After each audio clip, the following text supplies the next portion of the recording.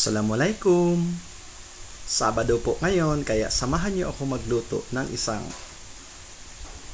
simple at masarap na pananghalian. Ito ay ang ginisang sigarilyas sa tuyo. So kung makikita niyo sa ating screen, yan ay ang mga ingredients.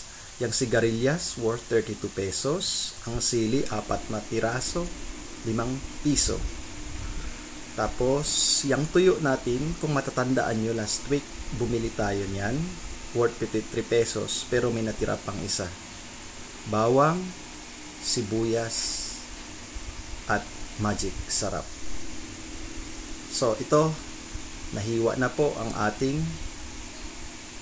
mga lulutuin at ready na tayo para lutuin.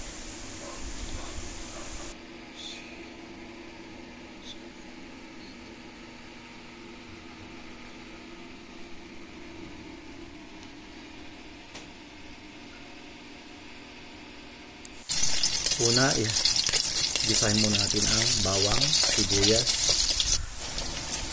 Pag nag-golden brown na siya, saka naman natin ihalo ang ating sigarilyas.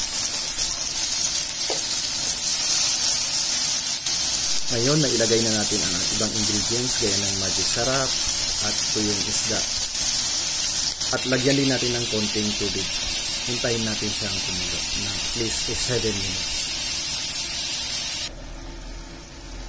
Ito na, luto na ang ating simpleng ginisang sigarilyas sa tuyo.